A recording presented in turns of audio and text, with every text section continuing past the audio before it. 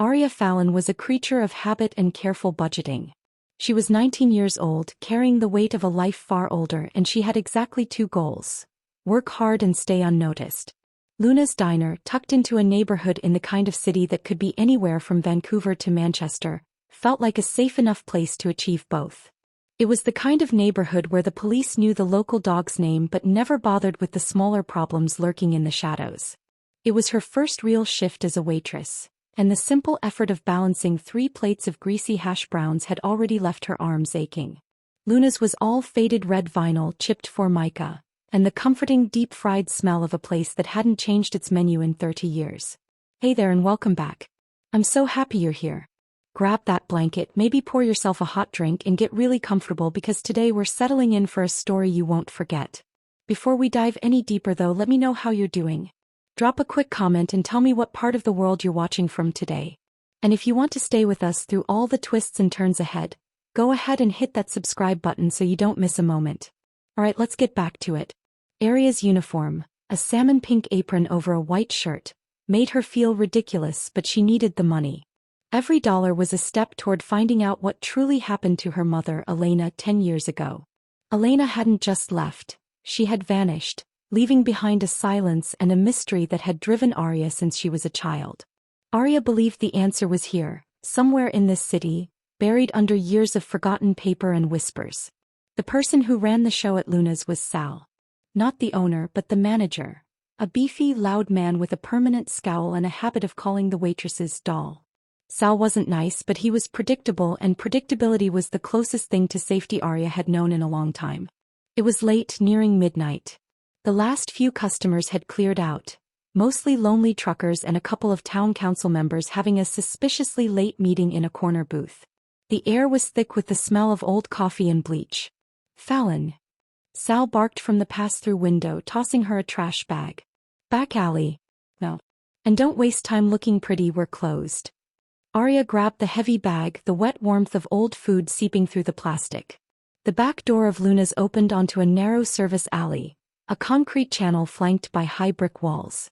It was perpetually damp, lit only by a single weak bulb flickering over the dumpster, and it was the one part of the job Arya dreaded. She pushed the door open with her shoulder, dragging the bag out. The wind picked up slightly, carrying the sound of distant traffic, but down here it was quiet, enclosed, and isolating. She wrestled the heavy lid of the dumpster up, grunting slightly with the effort. Just as she was about to shove the bag inside, a voice slithered out of the darkness near the far end of the alley. Well, look at the fresh catch, boys. Arya dropped the bag, the contents settling with a soft, sickening thump. She spun around, her heart immediately slamming against her ribs. 3 men stood maybe 20 feet away. They were dressed in expensive, tailored clothing that seemed entirely out of place next to the overflowing bins and damp concrete. They weren't loiterers, they were predators. The man who had spoken, a heavy-set individual named Vince, stepped forward, a nasty smile revealing too much teeth. We came for Sal, sweetheart, but looks like we got a bonus prize. Vince stopped a few feet away, his 2 lean companions flanking him like shadows. Arya backed up until the cold, rough brick of the diner wall pressed into her spine. I don't know any Sal. I just work here. You need to leave. She tried to sound firm, but her voice was thin, almost reedy with panic. One of the other men, who had cold, dead eyes, chuckled low in his throat. She tells us to leave. Cute. We know exactly who you are, Arya. The new girl. The one whose paycheck is about to pay off a little of Sal's debt. Fear hit Arya like a physical blow. This wasn't about the diner. This was something darker, bigger than old hash browns and bad tips. She knew instinctually that these men were connected to the dangerous currents that ran beneath the surface of the city, the kind of people her mother had always warned her to avoid. Vince took another slow step, closing the space. Sal owes our boss a substantial amount of cash. We told him tonight was the absolute deadline. He decided to send us the bait instead. He reached out, his hand grasping Arya's wrist with a crushing force that made her gasp. Let go of me, she yelled, twisting and pulling desperately. She kicked out, but Vince simply laughed, pulling her closer to the wall, his face inches from hers. His breath was sour, metallic. Relax, we're just gonna hold a little conversation until Sal gets back. A nice private chat. You understand, don't you? The threat was clear, heavy, and absolute. Arya closed her eyes, preparing to fight, knowing she had no chance against the three of them. And then everything stopped. The heavy, oppressive atmosphere, thick with her fear and their malice, was abruptly pierced by a sound that was utterly out of place.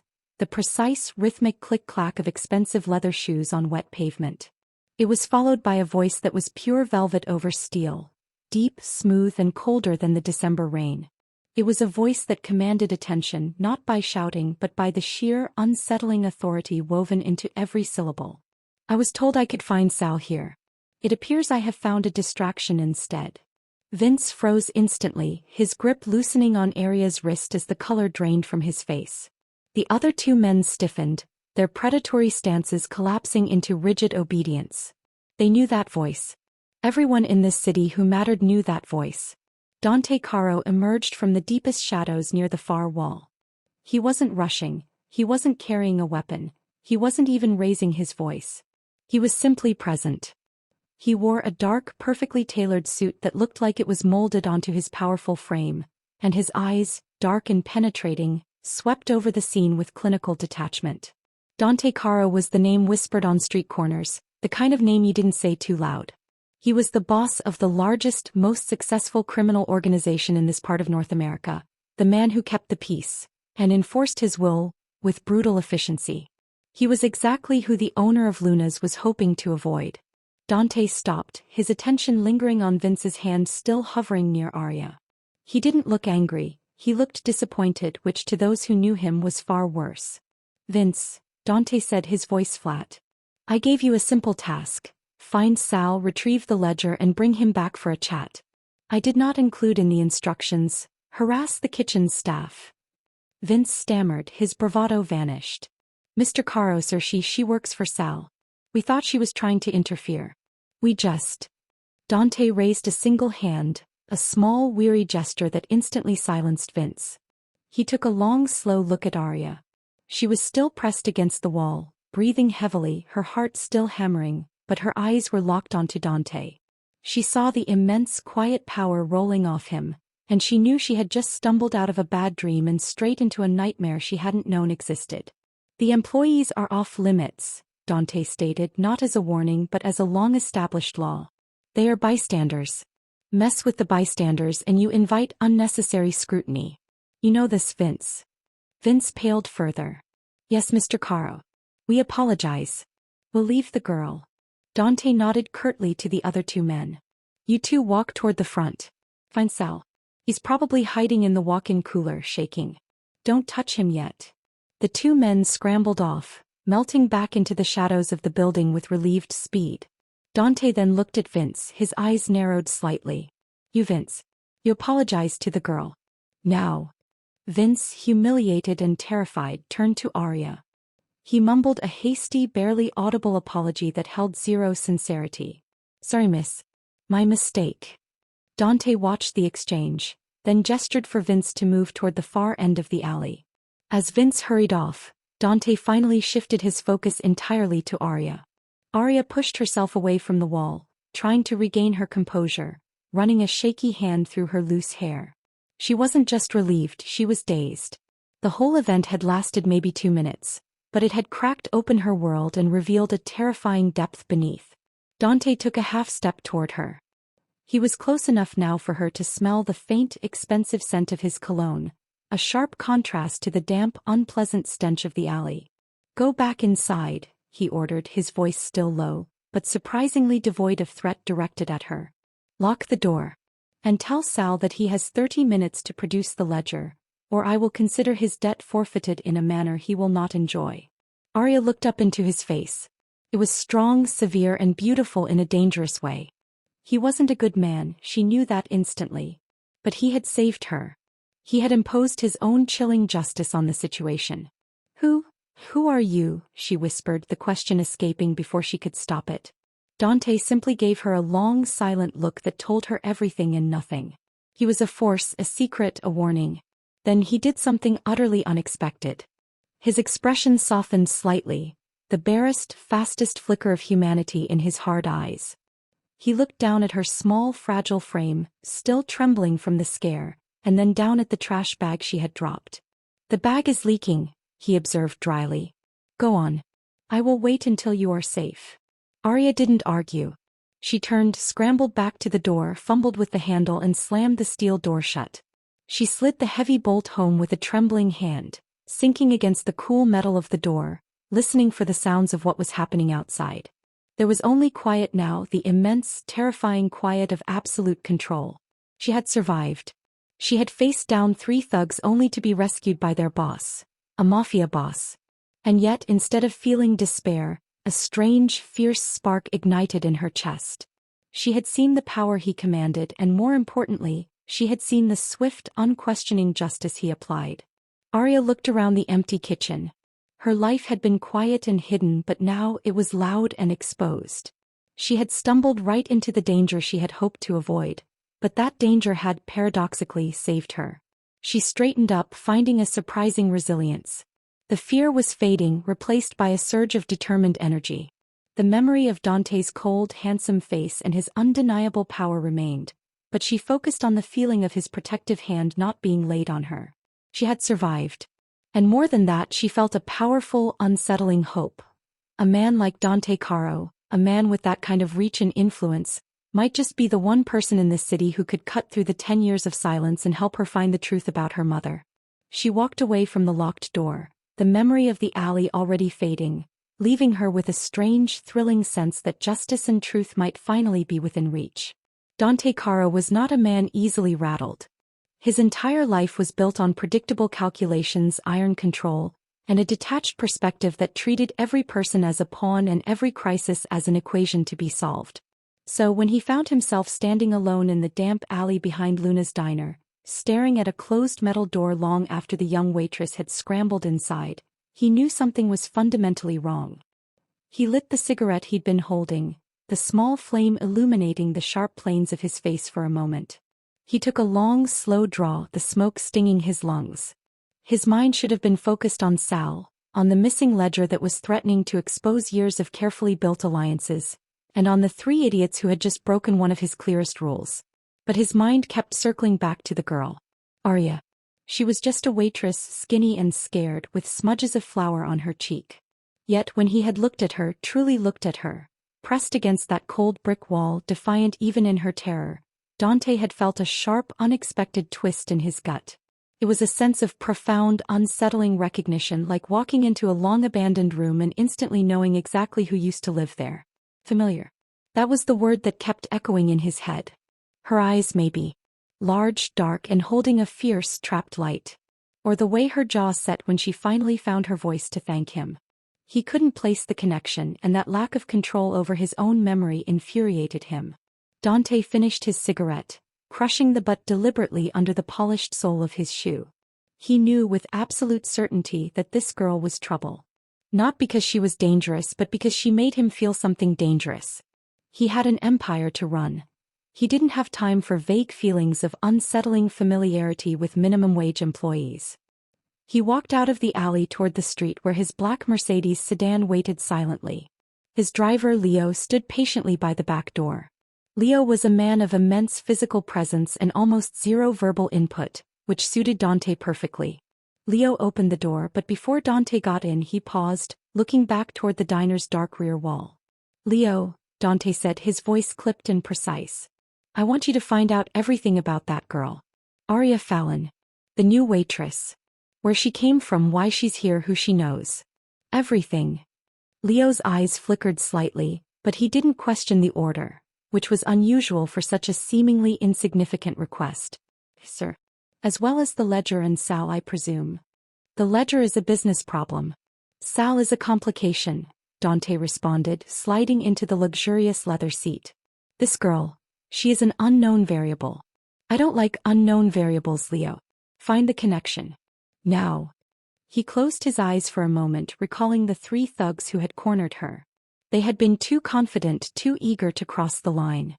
And those 3 idiots from Vince's crew, Dante added, his eyes opening, cold and sharp. Find out exactly who ordered them to go after a nobody like Arya. Vince was too quick to blame Sal. If the debt was Sal's, they should have hit Sal's family, not the new girl. This was the core of the problem.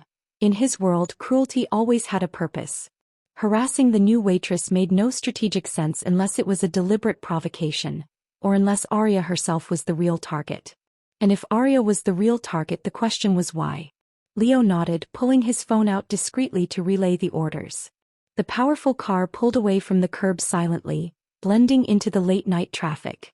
Meanwhile, back inside the humid warmth of Luna's diner, Arya was trying to serve her last table of the night. A couple of older ladies who were oblivious to the organized chaos that had just unfolded 40 feet away. Arya's hands were steady now, but her heart was still doing a frantic dance. She kept wiping down the same spotless countersection, trying to process the encounter. The sheer terror of Vince's grasp was already being eclipsed by the overwhelming, almost mesmerizing calm of Dante Caro. The memory of his eyes. They had held that strange look, that unsettling intensity. It wasn't desire, it was deeper, more complex. It was as if he was trying to read an ancient, forgotten language written on her face. As she brought the older ladies their check, Sal finally emerged from the kitchen, looking pale, sweaty, and utterly defeated. He didn't meet Arya's eye. He just shuffled toward the back door carrying a battered leather-bound book, the ledger. "I'm heading out," Sal mumbled, his voice hoarse. Gotta deal with the problem." Arya knew exactly what the problem was and who he was going to meet. She had been the unwitting distraction. "Sal," she called out, stopping him just before he reached the door. He turned, startled, his eyes wide and fearful. "Those men, the ones in the alley. They mentioned a debt. What is going on?" Arya's voice was low, insistent. She wasn't asking out of idle curiosity. She was asking because she had just nearly been sacrificed for his secret.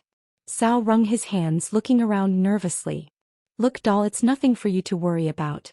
Just business. Bad business. I shouldn't have hired you. You remind me of someone. Just go home, forget this ever happened. Don't speak that name. Ever." He shoved the ledger into his coat and slipped out the back door, locking it behind him. Arya watched him go, feeling a fresh wave of frustration. "You remind me of someone." That was the second time in an hour she had felt like a ghost, a reflection of a memory that belonged to someone else. Was this about her mother?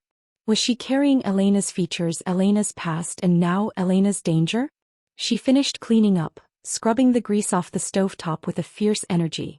The idea of walking away, as Sal suggested, felt impossible. Before tonight she was blindly searching for answers. Now she had a name, Dante Caro. And she knew that the secret, the answer to her mother's disappearance, was buried right there in the dangerous intersection between Sal's debt, the ledger, and the man who ran the city. The fear was still a dull ache, but the confusion was being overtaken by a powerful sense of clarity. She wasn't running anymore. She had accidentally found the trail, and the only way to get answers was to follow the source of the danger. As she pulled on her worn coat, ready to face the quiet, empty streets, a small smile touched her lips. It was a strange smile, laced with adrenaline and determination. She was terrified, yes, but she was also alive, and for the first time in a decade she felt close to the truth. She looked at the back door, picturing the formidable figure of Dante Caro standing there. He had saved her once, but he was also the key to everything. Arya walked out the front door and began her walk home, not feeling like a helpless victim anymore, but like a reluctant player in a deadly game. The fear had turned into fuel. She knew the power she had just witnessed, the dark, cold power of the Mafia boss, was the exact force she needed to shine a light on the truth. She didn't know how she would approach him or what she would say, but she knew she had to try. For Elena. She looked up at the moon, a small silver crescent hanging over the city's neon haze. The threat was real, bigger than she ever imagined, but so was her resolve. Justice for her mother suddenly felt tangible, thanks to the very man who embodied the darkness. It was a strange path to hope, but it was a path nonetheless, and she would take it. The sprawling, opulent office of Dante Caro was a fortress of expensive silence, perched high above the city. The leather smelled rich, the wood gleamed dark, and the view outside showed the entire metropolitan area, the kingdom Dante ruled. But this morning, the stillness was broken by the sharp, contained fury of its owner. Dante stood before a vast window, holding a crystal glass of amber-colored whiskey, though it was barely noon. His most trusted lieutenant, Marcus, stood stiffly a few feet away, delivering the grim news. "The three men from the alley, Mr. Caro, Marcus reported, his voice low and practiced. They weren't working for Vince or for Sal's debt collector as they claimed. They belonged to the Silver Knives. Dante took a slow sip of the whiskey. The Silver Knives. They were a smaller, far more volatile faction operating mostly on the edges of the city's established territories, the kind of group that thrived on chaos and disruption. Dante had tolerated them only because they never dared step on his main business lines. Attacking an employee at a diner owned by a man who owed Dante's people money was a profound violation of the unspoken treaty. The Knives don't care about Sal's petty gambling debts, Dante stated, turning to face Marcus, his eyes cold and assessing. So why were they there? And why were they harassing the girl? Marcus shifted his weight slightly. We picked up their leader, a man named Rico. He was uncooperative at first, but he eventually admitted the orders came from above. He claims the waitress, Arya Fallon, knows something important to their faction. Dante's jaw tightened. This was exactly the kind of vague, theatrical nonsense he hated. His immediate, rational thought was that Rico was lying, desperately trying to divert the heat. But the unsettling familiarity of Arya's face, the thing he couldn't shake, made the claim lodge in his mind like a shard of glass. Knows something? Dante scoffed, placing the glass down on the mahogany table with a soft thud. She's 19, works double shifts and lives in a rented room above a laundromat. What could she possibly know that the Silver Knives would care about? Rico was insistent, sir. He mentioned an old matter. Something about a loose end they thought was dealt with 10 years ago. He seemed genuinely panicked about her suddenly appearing, Marcus explained. 10 years ago. That timeline clicked, a dangerous connection in Dante's mind. 10 years ago. That timeline clicked, a dangerous connection in Dante's mind. 10 years ago was when the organization was thrown into turmoil, when the ledger, the same ledger Sal was now running with, had disappeared along with the person who kept it. The case that had been buried so deep it was considered permanently closed. Dante walked back to his window, his mind racing. Arya Fallon. The uncanny familiarity. The fact that the Silver Knives, who should have been terrified of attracting his attention, were willing to risk it all for a minimum wage waitress. It all pointed to one chilling conclusion.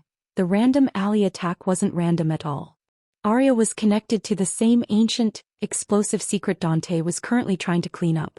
Pull every file on the Elena Torres case, Dante ordered, his voice taking on a new urgency. The person who disappeared with the ledger a decade ago. Every scrap of paper. I want to know who Elena Torres was, who her family was, and where they went. Marcus looked momentarily startled by the sudden focus on a long-dead case. Torres, sir? But that case was unsolved, yes, Dante finished sharply. Now bring me everything. I have a very strong feeling that Arya Fallon isn't just a scared waitress. She's the daughter of a ghost. Meanwhile, Arya was navigating her second day back at Luna's diner with a forced calm. She was still buzzing from the close call, but she was using that energy to sharpen her focus. She didn't feel like someone who knew something. She felt like a person scraping by, haunted by a past she couldn't remember clearly. Sal, the manager, hadn't shown up for his shift. A note was taped to the door. Closed for inventory. Arya knew better. Sal was gone, likely chased out of the city by the consequences of his debt, and he had taken the ledger, the one item Dante Caro wanted, with him. Arya sat in a corner booth during her mandatory break, nursing a lukewarm cup of coffee. She was reading the local newspaper not for news but for information. She was looking for any mention of Dante Caro, or anyone who might be connected to him. Her mother, Elena, had vanished in the city, and her last job had been at a restaurant just like this one. Coincidence? Arya no longer believed in them. Her best friend, Shania, called, her voice bright and full of Jamaican warmth, cutting through Arya's anxiety. Shania was a nurse in Kingston, a voice of grounding reality in Arya's otherwise unstable life. Gil, you sound like you haven't slept since hurricane season, Shania teased. How's that new diner job? Are they feeding you? Arya managed a weak laugh. It's fine, Shania. It's exactly what I expected. Lots of cleaning, awful tips. But I might have found something. Something good, or something that's going to land you in a police station? Shania asked, instantly serious. Arya lowered her voice. Something dangerous. Look, 2 nights ago 3 men, they cornered me. They were nasty, Shania. But then, Someone else showed up. Someone powerful. He made them back down. And he looked at me. She hesitated, struggling to explain the unsettling recognition she felt in Dante's eyes. He looked at me like he knew me, Arya finally said. Like I was an answer to a question he'd been asking for years. And then the next day the manager, Sal, disappeared. I think Sal was involved in something big, something 10 years old, and I think I'm connected to it through my mother. Shania was quiet for a moment. Arya, you need to be careful. You came to that city to find answers, not to become a target for big trouble. These big-time criminals, they don't do kindness for free. I know, Arya admitted, twisting the napkin in her lap. But don't you see? Before I was just spinning my wheels. Now I've accidentally landed right in the center of the storm. The man who saved me, Dante Caro, he's the one who can blow the roof off this secret. He's the only connection I have. She felt a thrill, a mix of terror and intoxicating optimism. She knew seeking out a man like Dante Caro was insane, but 10 years of silence had made her desperate. She needed the truth more than she feared the danger. That evening, as the sun set, Dante received the files on Elena Torres. The moment he saw the photograph, a faded passport picture from 10 years prior, the air rushed out of his lungs. Elena Torres, the former bookkeeper, the one who disappeared with the complete financial accounting of the entire organization. And her features, the high cheekbones, the determined jawline, the intensity in the eyes. It was Arya. Arya was Elena's daughter. The connection wasn't just physical, it was lineage. She was the heir to the most dangerous, devastating secret his organization had ever faced. The missing ledger. The ledger that, if it fell into the wrong hands, could send half his lieutenants to jail and destroy his empire overnight. Dante slumped into his chair, the weight of the realization crushing him. His impulse, his moment of unusual chivalry in the alley, hadn't just tied his fate to the waitress. It had tied his fate to the very thing he had been searching for a decade. The Silver Knives knew. They must have somehow recognized the resemblance to Elena Torres. He picked up the phone, his mind racing, fear turning into focused, chilling action. He knew he couldn't let Arya Fallon out of his sight. She was a weapon whether she knew it or not, and she was now the most valuable and most endangered person in the city. He called Marcus again, his voice tight with controlled intensity. Forget the Silver Knives for a moment. Find Arya Fallon. Don't go near her, don't spook her. Just watch her. Put every available asset on securing her location, day and night. She is not to be harmed. She is not to be lost. Dante hung up the phone and ran a hand over his face. The fear had finally subsided, replaced by a strange, fierce sense of responsibility. He had unknowingly saved the daughter of the woman who held the fate of his world in her vanished ledger. He stood up, looking out at the city lights. This was no longer about a debt or a simple turf war. This was personal. He felt an intense pull toward Arya, a protective instinct he hadn't known he possessed. He had to keep her safe, not just to protect his secrets, but because in the dark corners of his cold heart he genuinely didn't want to see the girl with her mother's eyes come to harm. The terror was over, but the game had just begun.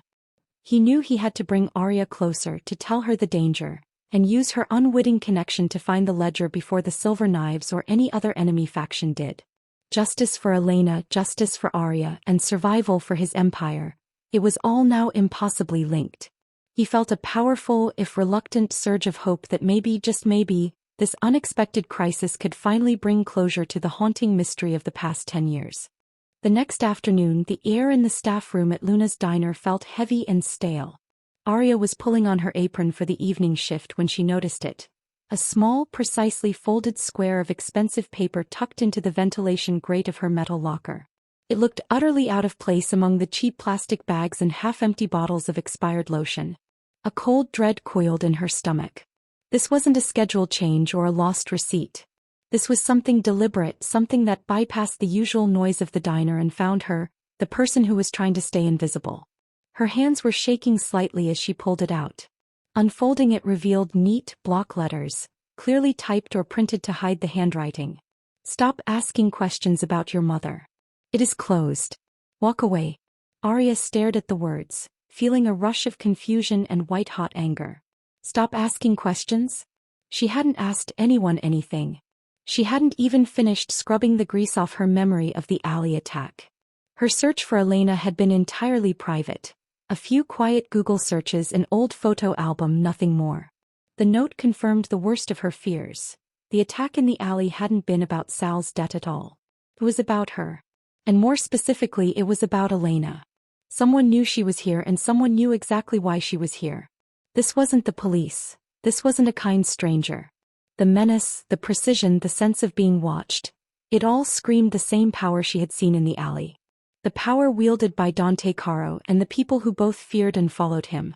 The terror she felt was sharp, but it was quickly overshadowed by a desperate realization.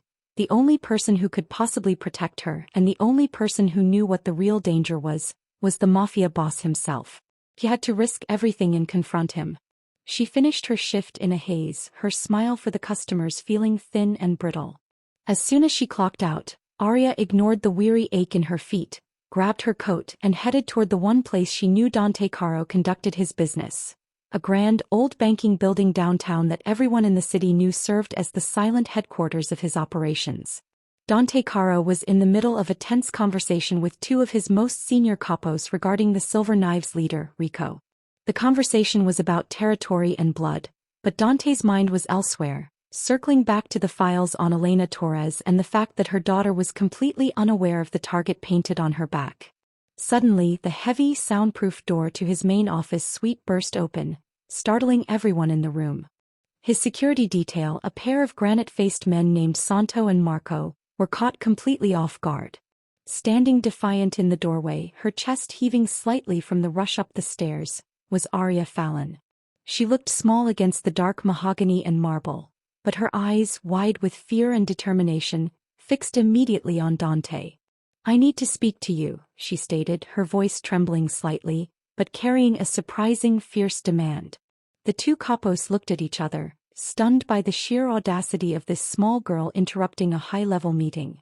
Santo and Marco immediately moved to grab her, their faces set in grim masks. "Wait," Dante said, raising his hand, a look of shocked recognition replacing the severity on his face. He dismissed his men with a curt nod, his attention now completely riveted on Arya. He had ordered her to be watched, not to be cornered, and here she was, running straight into his den. He dismissed the capos who filed out, shooting confused, lingering looks at the waitress. Dante rose from his chair, walking around the large desk until he was only a few feet away from her. The height difference was immense, the atmosphere charged with the dangerous intimacy of their last encounter. "This is not a place for you to be, Miss Fallon," he said, his voice low and firm. "How did you even get past security?" Arya didn't flinch. She pulled the folded paper from her coat pocket and thrust it toward him, her hand shaking violently. "Someone left this for me in my locker today. I haven't spoken to anyone. I haven't asked any questions," she insisted, her voice tight with suppressed panic. "But someone knows why I'm here. And I know it has something to do with those men in the alley and you." Dante took the note. His long fingers unfolded the paper with practiced care. He read the terse message. "Stop asking questions about your mother. It is closed. Walk away." His expression hardened instantly, going from concerned to dangerously focused. This was not a message from his organization. They wouldn't use this method and they wouldn't warn her. This was a direct escalation.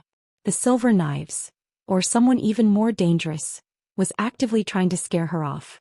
"You're telling me," Dante said, his voice a low rumble, "that you have been actively investigating your mother's disappearance since you arrived?" "I have been searching for 10 years, Arya confessed, her face tight with emotion. "I moved to this city because I thought the answer was here. But I haven't asked anyone anything official. I've just been reading old articles online. Who is watching me? Who knows I'm Elena Torres's daughter?" The confirmation of the name, Elena Torres, hit Dante like a blow. He knew now that the Silver Knives' claim that she knew something wasn't true. They just knew who she was. They knew her lineage, and they wanted her gone because her presence signaled that the decade-old mystery might be reopening. Someone was playing a high-stakes game and Arya was the bait. Dante crumpled the note in his hand. His gaze was intense, scanning her face again for that strange, familiar echo. This was no longer just a loose end. This was a deliberate lure. Someone was using Arya to flush out the missing ledger, or perhaps even him. "This note," Dante stated, his eyes boring into hers. This is not a suggestion, Miss Fallon. This is a threat. A very serious threat from very bad people. I know that. Arya cried, tears finally pricking her eyes from the sheer exhaustion and terror. But who are they? Why are they involving my mother? What did she do that was so important? Dante walked slowly back to his desk, leaning heavily on the rich, dark wood. He made a difficult decision in that moment. He could dismiss her, protect his secret and leave her to the wolves. Or he could involve her, protect her directly and use her connection to find the truth, knowing it would pull her deeper into his dangerous world. He chose the latter. He couldn't shake the image of her in the alley, nor the knowledge that her mother's fate was intertwined with his own. He looked at Arya, his expression softening slightly, adopting the tone of a man trying to explain a terrifying truth to a frightened child. Your mother, Dante began, his voice surprisingly gentle. She worked for me indirectly a long time ago. She was a good woman, very skilled. And when she disappeared 10 years ago, she took something with her that a lot of very dangerous people still want. Arya looked stunned, the pieces of her life suddenly clicking into a terrifying, coherent whole. The ledger. Sal's debt? Was it about that? Dante nodded. Sal was a low-level courier, a gambler. He was a piece of dust. Your mother, Elena Torres, was the keeper of a very important book, a ledger of accounts and names. It disappeared with her. And people like the Silver Knives believe that if you are here, the ledger must be nearby, or perhaps they think you know where she hid it. Arya stepped closer, a powerful mix of grief and exhilaration washing over her. The silence was broken. The mystery was real. I don't know anything about a ledger. I just want to know what happened to her. Was she running from you? Dante looked at her and for the first time he spoke a truth he rarely shared. No. She wasn't running from me. When she disappeared, it created a massive problem for me. I wanted her found and the book found more than anyone. He paused, his gaze conveying a solemn promise. Miss Fallon, you are in immense danger. Someone is using you to draw out the secret. You cannot walk away. If you try, they will take you.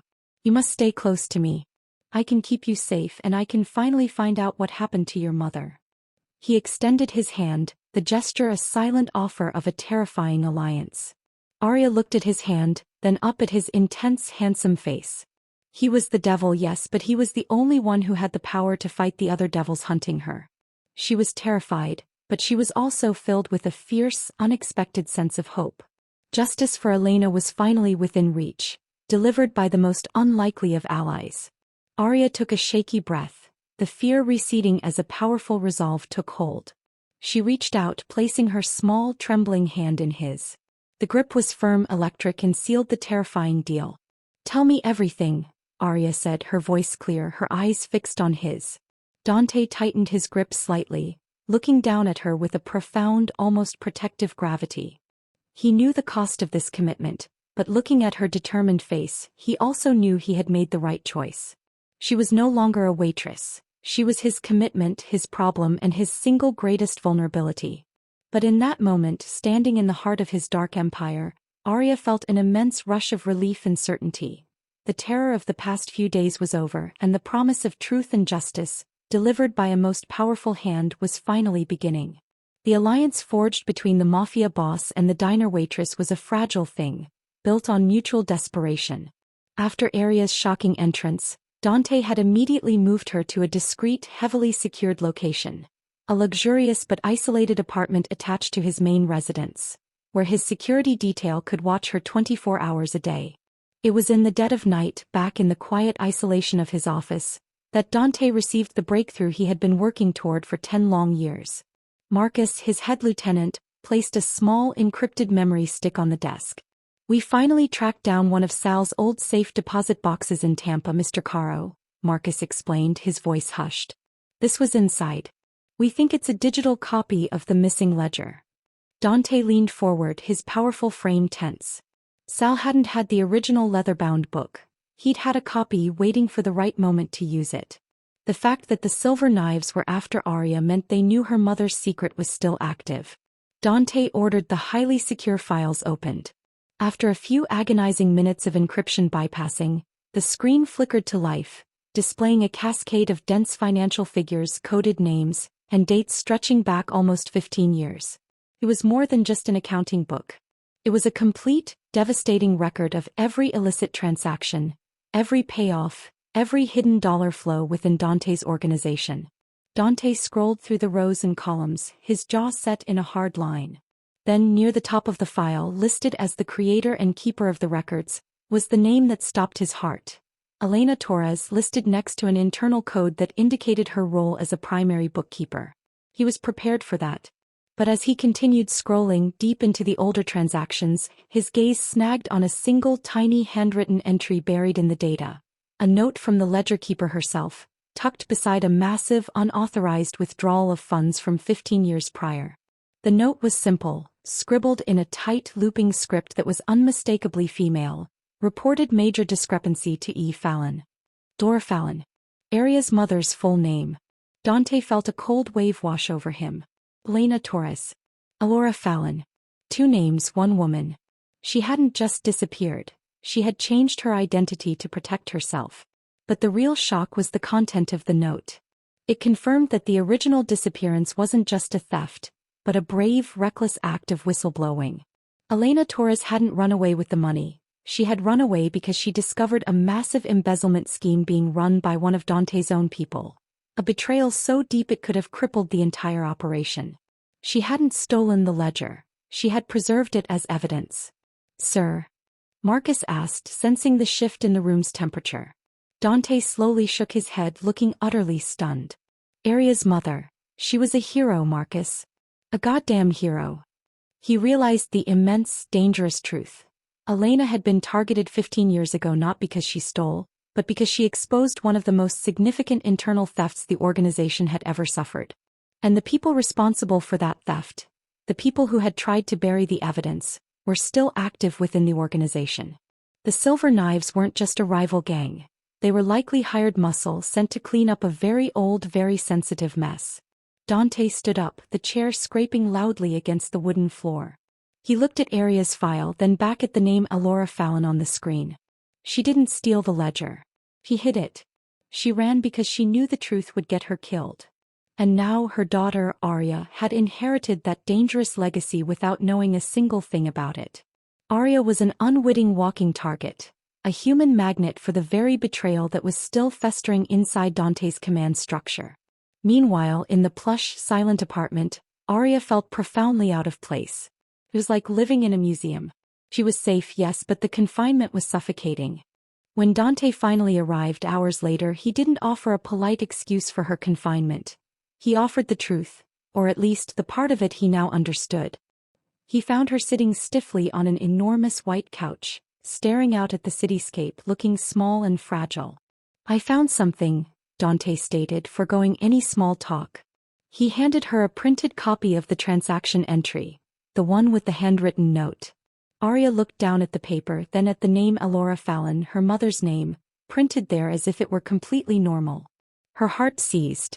15 years ago, Dante explained, his voice devoid of judgment, your mother, who was working under the name Elena Torres, discovered a major, ongoing scheme. Millions of dollars were being siphoned out of the organization by a trusted member. She didn't steal the money, Aria.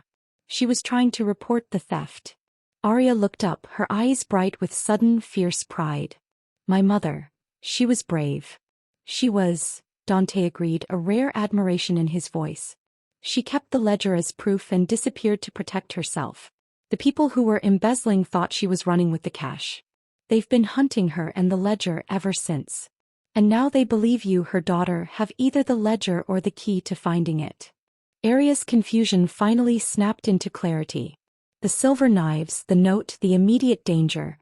It all stemmed from her mother's courage, not her weakness. "Who was it?" Aria asked, her voice shaking with adrenaline. "Who stole the money? Who is still trying to hurt us?" Dante looked away, his expression grim. "That's the question. The embezzlement was so well covered it had to be someone close, someone untouchable. Your mother's note refers to Fallon. But it's coded and the rest of the file is still encrypted with a second layer." Aria slumped back against the soft cushions.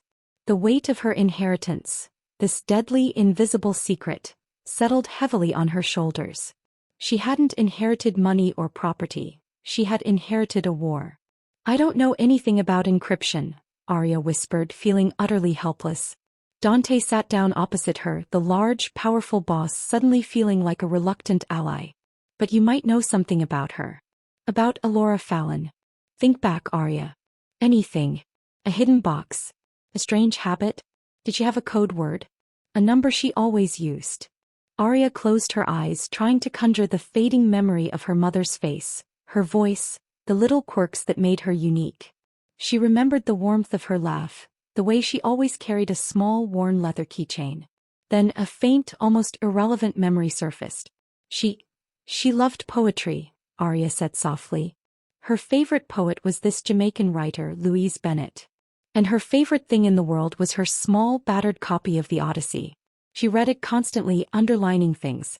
She used to call it the code of the journey, and she always said, the key to the lock is always in the first chapter. Dante stared at her. A book. A classic that represented a long journey and a key hidden in the first chapter. It was exactly the kind of clever, sentimental code a frightened mother would create for a daughter she might never see again. Dante felt a profound sense of hope. The years of cold calculation, the cynical belief that everyone was driven by greed. It was all wrong. Arya's mother had been trying to do the right thing, and she had left a trail of crumbs for her daughter. Dante looked at Arya, seeing not a terrified pawn, but the daughter of a courageous woman who had exposed corruption. He knew their lives were now inextricably linked. He had the power and the resources. She had the intuition and the connection.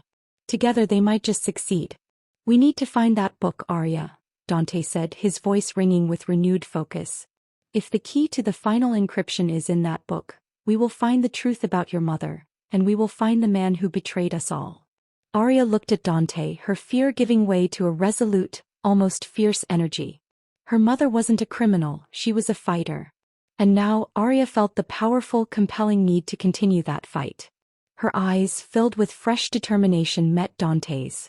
The terrifying darkness of the past was being replaced by the bright, dangerous possibility of justice. She had a purpose now, a way forward, and the most formidable partner in the city. The terror had solidified into hope, stronger than ever before. The atmosphere in Dante's secure apartment shifted from tense fear to focused urgency. Arya's revelation about the Odyssey, the book and the code, had given them a clear, immediate mission.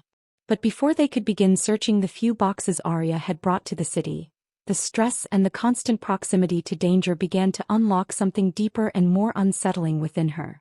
Arya sat curled up on the edge of the large couch, the silence of the luxury apartment amplifying the noise inside her head.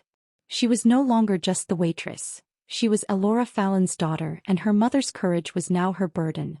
Dante was across the room on the phone, his voice low and commanding, organizing a team to discreetly search her previous residences for the book.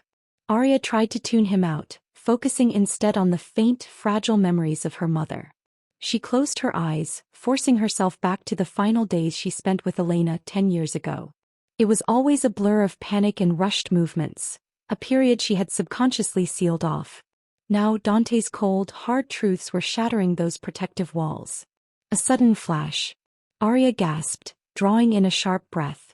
She saw her mother, not the smiling, gentle woman of her early memories, but a person consumed by terror, her hands moving frantically.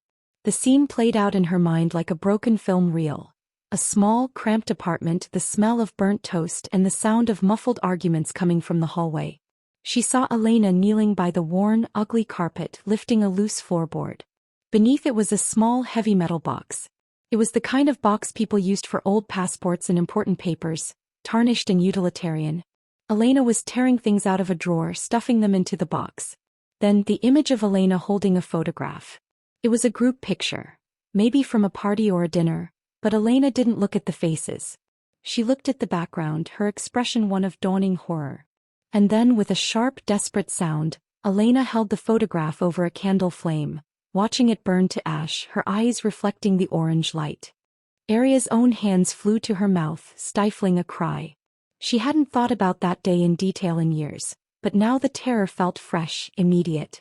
Dante instantly ended his call and was beside her, his powerful presence a solid anchor in the confusing torrent of her memories. "Arya, what is it? What did you see?" he asked, his voice low and urgent. Arya opened her eyes, tears of shock streaming down her face. A metal box. A small one. And a photograph. My mother burned it. She was hiding something under the floorboards. The most crucial fragment, however, came with chilling clarity, a whisper that seemed to echo in the room, her mother's voice strong and desperate. If anything happens to me, Arya, don't let them find this. Don't tell anyone about the key. Arya's eyes widened further. Not the key to the apartment or a car. The key to the metal box. Dante sat down next to her, giving her a moment to catch her breath, sensing the profound emotional breakthrough. He didn't press, he simply waited. She was hiding the box, Arya finally managed, her voice thick with emotion. She was trying to keep it safe. And I think I know where the key is. Where? Dante asked, his focus absolute. Arya shook her head, confusion mixing with the terrifying realization. I don't know. It's not a physical key, I don't think. It was something else. She had this little silver charm she wore on a necklace. It looked like a single silver arrow. She used to call it her secret keeper. Dante considered this. A silver arrow charm. It was personal, sentimental, exactly the kind of thing a mother would keep close. But how was it a key? Did she give it to you? He pressed gently. Arya reached instinctively for her neck. She hadn't worn a necklace in years, not since she left home. She pulled open the collar of her shirt and her fingers brushed against a thin, tarnished silver chain she rarely ever took off. Attached to it was a small, smooth silver pendant shaped like a stylized arrowhead. She never wore it on the outside of her clothes. It was simple, unremarkable, and had been a comforting, familiar weight against her skin since childhood. She had always thought it was just a piece of jewelry her mother had given her. I have it, Arya whispered, her voice full of stunned realization. I've been carrying it for 10 years. I'm carrying the key. Dante looked at the small, mundane piece of jewelry that had survived 10 years of poverty, moves, and neglect. It was beautiful in its simplicity. It was a perfect hiding spot, hidden in plain sight on the person least suspected. Arya hadn't just accidentally inherited a war. She had been given a weapon. Dante took the chain gently between his fingers, examining the arrowhead. It was solid, but its design was unusual. It wasn't jagged, it was sleek, almost futuristic. This isn't just a charm, Arya, Dante stated, his mind already working on mechanisms and engineering. It's too perfectly weighted. It might be a disguised flash drive or, more likely, a physical key disguised to look like jewelry. But if the box is under the floorboards, we need to find the location of that apartment. Where was it? Arya closed her eyes, dredging up the final, faint image of that terrible day. It was near the old docks. I remember the sound of the foghorns. And the fire escape. It was painted bright blue, which was strange for that part of the city. Dante immediately called Marcus, his voice hushed and incredibly focused, relaying the details. Blue fire escape, old docks, a metal box under the floorboards. I want a team out there in 10 minutes. Silent fast. We need that box before the silver knives realize what the girl is carrying, Dante commanded. He hung up, turning back to Arya. He saw the transformation in her face. She was still afraid, but the fear was now laced with an unbreakable resolve. Her mother's whispered warning had given her a purpose far greater than serving coffee. Dante felt a strange, deep respect for Elena Fallon. She had not only run a perfect defense against her betrayers, but she had also ensured her daughter held the key to her vindication. He put his hand gently on Arya's shoulder, a gesture that was surprisingly comforting. We're close, Arya. Very close. The key to that encryption, the missing pages, the final truth about who betrayed your mother. It is all right here on this chain. Arya looked up at him, her eyes finally clear and dry. I need to know, Dante. I need to know who she was trying to protect me from. We will know soon, Dante promised, his face grim with determination. He had started this simply to save his organization, but now, watching Arya transform from victim to warrior, he realized his mission was something much more profound. It was about justice, about loyalty, and about protecting the daughter of a brave woman who had tried to do the right thing. The terror was over, but the final, most dangerous stage of the journey was beginning. Arya knew the hope of solving her mother's disappearance was entirely dependent on what was in that small, tarnished box. She clung to the silver arrowhead, the physical evidence of her mother's last act of love, and felt an unshakable certainty that she was finally stepping into the light of the truth. Arya was an anomaly in Dante Caro's world. She was the only civilian who knew his business and the only person he was personally protecting. Yet she had insisted on a brief moment of normalcy. After days locked away in his secure apartment, she needed to retrieve one essential item from her small rented room: her mother's battered copy of the Odyssey. Dante had vehemently protested, but Arya's fierce refusal to leave the book behind, the key to the encryption, convinced him. He compromised. She would go to the room with an unmarked security escort, Marco, and Dante would wait nearby, monitoring the entire operation. Arya's room was in a shabby Victorian house on the west side of the city, a place of thin walls and peeling wallpaper. Marco waited in the hallway while Arya hurried to find the book. She grabbed the worn, familiar volume from the shelf, feeling a surge of nervous relief. The Odyssey. The key to her truth. As they descended the narrow, creaking staircase, the normal background noise of the house, a distant radio, a flushing toilet, was suddenly replaced by a profound, chilling silence. Marco, highly trained, instantly froze. "We have company," he murmured into his hidden microphone, his hand moving subtly inside his jacket. "2, maybe 3. Front entrance." Before he could signal Dante, the front door splintered inward with a loud, sickening crack. 3 figures, masked and moving with professional speed, flooded the hallway. They weren't clumsy thugs. They were highly organized mercenaries. The silver knives had found her. Marco shoved Arya hard behind him, drawing his weapon. "Get back. Call Mr. Caro." The scene dissolved into rapid, brutal violence. Marco was skilled, but he was outnumbered and fighting in a confined space. A high-pitched metallic thwack sounded as a blade grazed Marco's side, making him stagger. Arya, paralyzed for a split second by the terrifying reality of the attack, scrambled backward up the stairs, clutching the Odyssey tightly to her chest. She heard the rough, muffled voices of the attackers. "Forget the driver. Get the girl. The boss wants her now." She reached the landing just as Marco let out a grunt of pain and collapsed, dropping his weapon. The masked men started up the stairs, their heavy boots pounding the wood, the sound a horrific drumbeat announcing her capture. Arya turned to run down the back stairs, but a fourth man, who must have entered through a window or back door, blocked her path. He was tall, powerfully built, and he moved with a chilling, predatory focus. He reached for her arm. "You're coming with us, Alora's daughter." Arya shrieked, striking out wildly with the heavy book. It made a pathetic sound against the man's shoulder, but it bought her less than a second. His hand clamped around her wrist, pulling her toward him with bone-jarring force. Just as she felt the cold metal of a binding cuff touch her skin, the impossible happened. A sound like thunder ripped through the house. It was the sound of the back door being blown off its hinges, followed by the terrifying, controlled chaos of men moving with unmatched purpose. Dante Caro arrived not with sirens or stealth, but with overwhelming force. He wasn't alone. 2 vehicles had screeched to a halt outside, unleashing a wave of highly trained, heavily armed men who knew exactly what they were doing.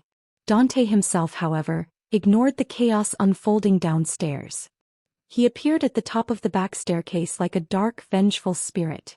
The masked man holding Arya froze, realizing instantly who had just entered the fray. Dante didn't shout. He didn't hesitate. He was a perfect storm of contained fury. Seeing Arya, the girl he had promised to protect, in the grip of his enemy, watching her face twisted in pure raw terror, snapped the iron lock on his control. "Let her go," Dante commanded, his voice a low, gravelly snarl that was infinitely more frightening than any yell. The Silver Knives operative realized he was surrounded and outmatched. He released Arya, shoving her toward Dante as a distraction, and bolted for a nearby window.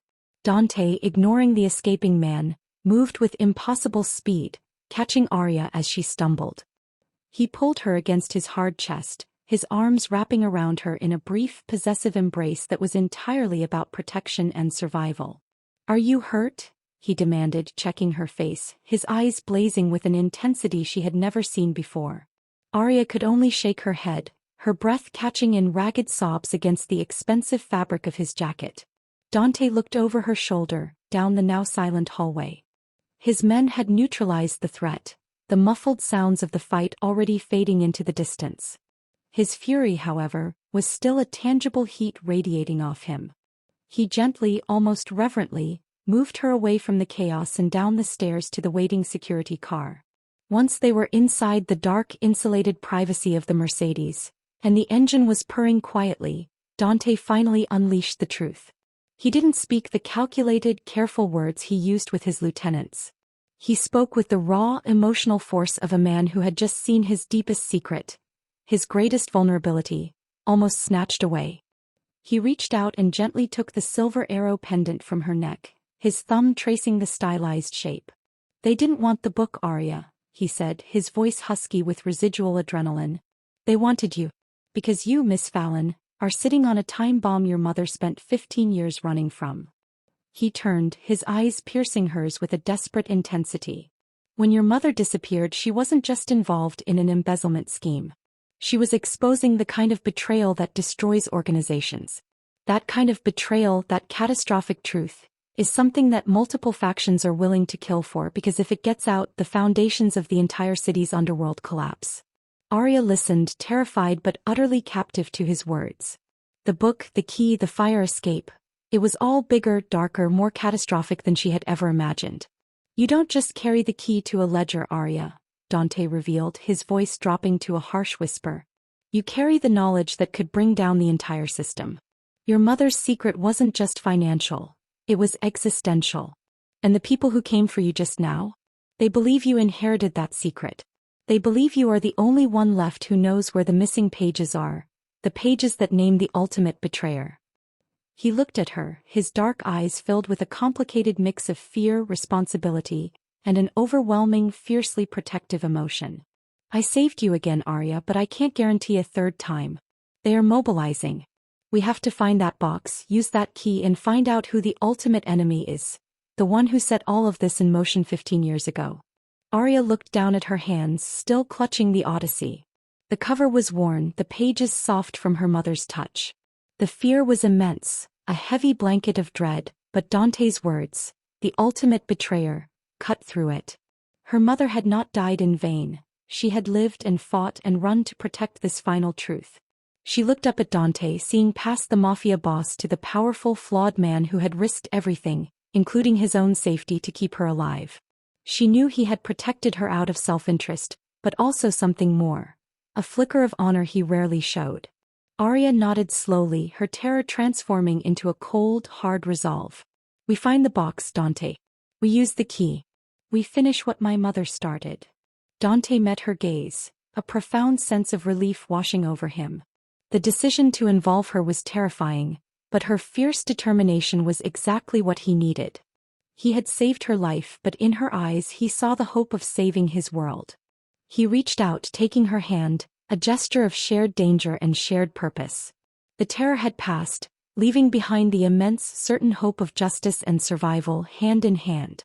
After the ambush, the atmosphere inside Dante's headquarters, the imposing banking building they had fled to, was cold, professional, and terrifyingly efficient. Arya was no longer confined to the plush, isolated apartment. She was now right in the heart of the operation, given temporary refuge in a small, secured private office adjacent to Dante's main command center. The contrast between her life and his was staggering. Arya was used to the noise of a diner and the quiet desperation of a rented room. Dante's world was a silent, high-stakes war zone, managed from behind soundproof doors and bulletproof glass. From the secured office, Arya watched Dante through the thick pane of glass that served as a one-way mirror. He was constantly in motion, a master strategist directing a dozen different battles at once. She saw him deal with a lieutenant, a man who was clearly late on a payment, with a chilling, quiet authority that left the man shaking. She saw him meet with a politician, the conversation conducted in smooth, practiced whispers that sounded more like threats than negotiations. His world was a constant test of loyalty, a brutal system where one wrong move could mean death, and trust was the most expensive commodity. He was never relaxed, never truly off guard. He carried the weight of an entire enterprise, and it made him look perpetually exhausted, despite the immaculate tailoring and severe elegance of his appearance. Arya finally understood the full scope of the man who had twice saved her life. He wasn't a hero but a king in a dangerous jungle. His protection wasn't a casual favor. It was a commitment that put his own meticulously managed empire at risk.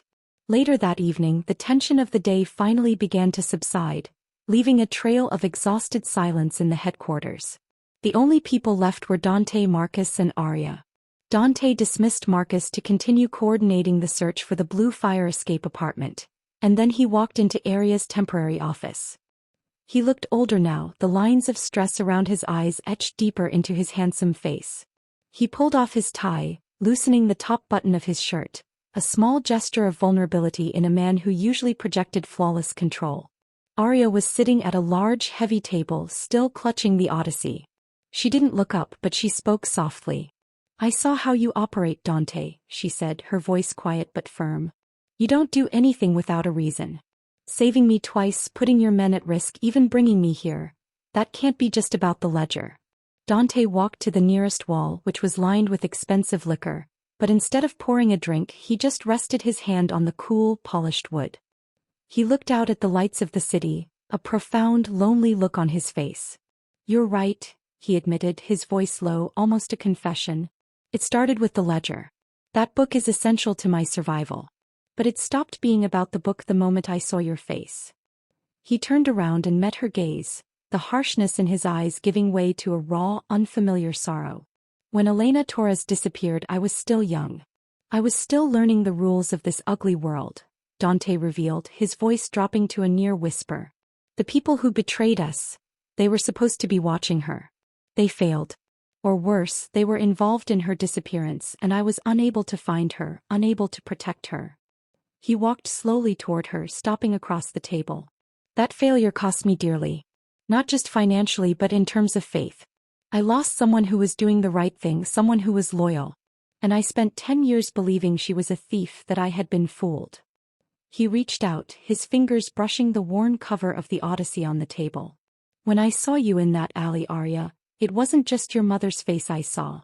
It was the face of my failure. It was the reminder that if I don't act, the good people, the loyal people, are always the first ones to be crushed by the betrayers." Dante looked directly into her eyes, and for the first time, Arya saw past the mask of the Mafia boss. She saw a man scarred by a profound loss, a man who, despite his immense power, was terrified of repeating his history. "I didn't save you for the ledger, Arya," he confessed, the emotion in his voice startling in its intensity. "I saved you because I couldn't stand the thought of losing her daughter, of failing again. I need to protect you because I need to prove to myself that I can still protect someone innocent in this mess. I fear losing someone again, Arya. I fear it more than I fear my enemies." His honesty was a shockwave. Arya realized that Dante's protective instinct was not obligation, but a deep, personal debt he was trying to repay to the ghost of her mother. He was haunted by his own inability to protect Elena, and Arya was his chance at redemption. A wave of unexpected warmth washed over her, replacing the cold terror.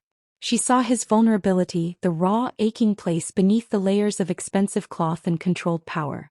She reached out across the table, not for the ledger or the key but for him. Her hand, small and scarred from years of dishwashing, touched his. "Thank you, Dante," she whispered, her own voice thick with emotion.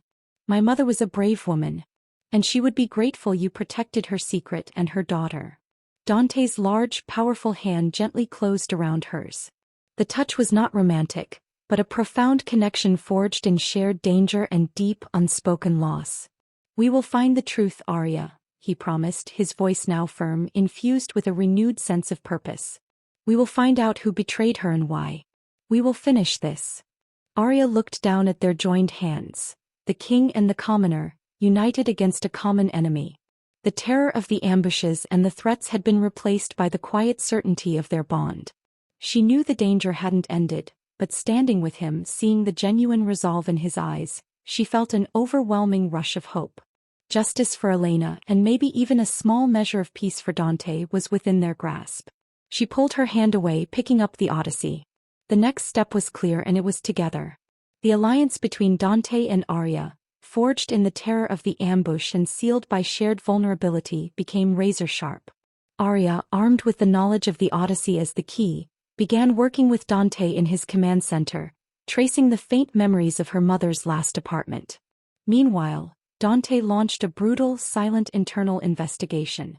The silver knives had been too fast, too accurate, knowing exactly when and where Arya had left the secure apartment.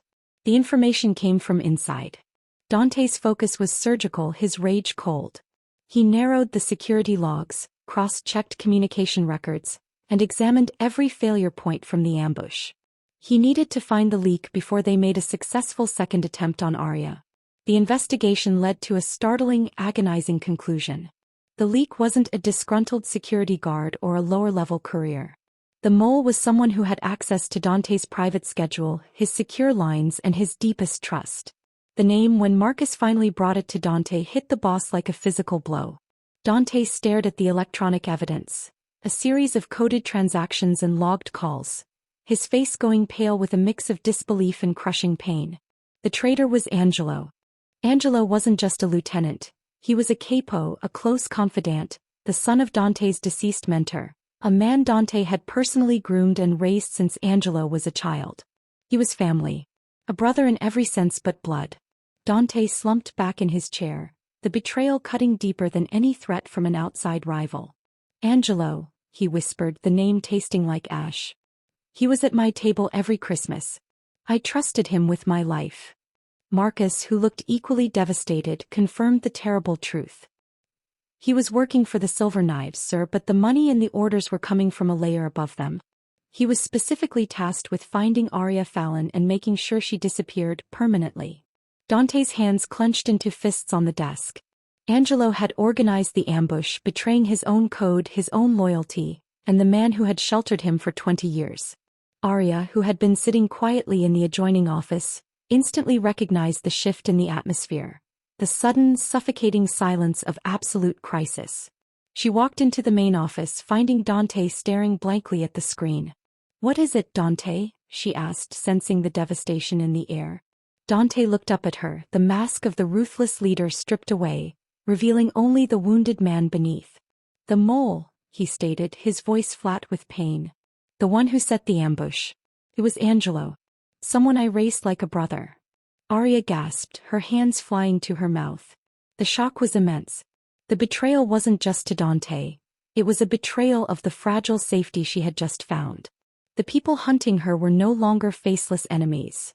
They were sitting at the highest levels of power, willing to sacrifice family to find the truth her mother hid. "Why?" Arya whispered. "Why would he risk all of that? For a book?" Dante looked back at the screen, at the transaction logs confirming Angelo's guilt. "Because of you, Arya. The moment you showed up, the moment I protected you, Angelo knew that the old secret, the one your mother exposed, was about to resurface. He was working for the person responsible for the embezzlement all those years ago. Angelo was trying to silence the last witness, your mother's daughter." Dante stood up, the betrayal crystallizing into a horrifying, terrifying truth. Arya was not just an inconvenience in an old Mafia dispute. She was the absolute key to the destruction of the ultimate betrayer, a mole so high up he could corrupt Dante's own inner circle. "Angelo's betrayal proves one terrifying truth," Dante stated, his voice regaining its terrifying edge of control, cold and precise. "Your mother's disappearance wasn't an ordinary theft. It was a massive internal conspiracy. The person who stole the millions and tried to have your mother killed is still inside my organization, protected by Angelo. And that person knows the existence of the key, your book, and believes you are about to expose them." He took a step toward Arya, his gaze locking with hers. "Arya, you are the target because you are the final piece of evidence. You are carrying the means to destroy someone who has spent 15 years hiding in plain sight. This is not just a war anymore. This is the fight to expose the Shadow King." Arya felt a strange mix of terror and exhilarating clarity. Her mother's sacrifice had not been for a trifle. It had been for justice on an epic scale. The fear of the ambush was now tempered by a profound understanding of her mother's courage. Alora Fallon had taken down a king, and now it was Arya's turn to deliver the final blow. Dante, masking his grief over Angelo's betrayal, focused fiercely on the immediate task. Marcus's team located the apartment near the docks. "The blue fire escape is confirmed. They've secured the location and are waiting for us. We go now. We use your mother's code, we open that box, and we find out who this Shadow King is before he realizes Angelo has failed and comes for us directly."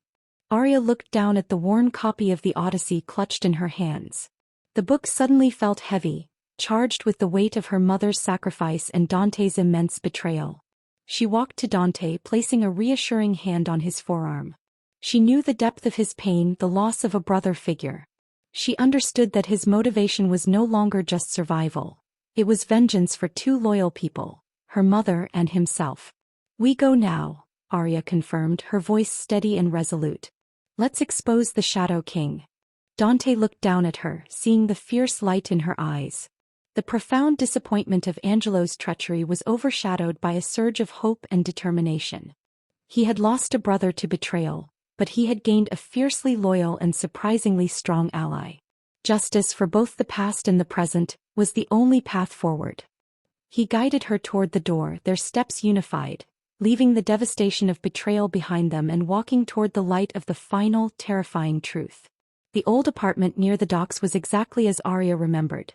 Peeling stucco, the faint, persistent smell of salt and decay, and the fire escape, bright blue just as the memory had shown. Marcus's team had secured the building, and now, in the pre-dawn quiet, Dante and Arya stood inside the tiny empty space that had once been her home. The air was thick with ghosts. Arya walked through the rooms, the emptiness amplifying the echoes of her childhood. Her mother's laughter, the hurried footsteps, the sudden, terrible silence of their final day together. Dante stayed close, his presence a powerful, silent shield against the surrounding gloom and the constant threat of the silver knives. "The floorboards," Arya whispered, her eyes tracking back to the corner of the small living room where her mother had knelt that day. Dante knelt instantly, his tailored suit completely incongruous with the dust and grit of the floor. He ran his hand over the worn, cheap laminate, feeling for any imperfection. He quickly located the subtle gap between two planks, a seam that was almost invisible to an untrained eye. He produced a small, specialized tool and, with practiced precision, pried up the loose section. The wood groaned softly, giving way to reveal a shallow cavity underneath. And there it was, the small, tarnished metal box Arya had glimpsed in her terror-fueled memory. It was heavy, surprisingly cold to the touch, and sealed shut with a small, intricate lock. Arya's breath hitched in her throat. 10 years of searching, 10 years of silence, and the answer had been resting here, beneath her feet, all along. Dante carefully lifted the box out, placing it on a clean area of the floor. He looked at the lock, then at Arya, and finally at the small silver arrowhead pendant still on its chain around her neck.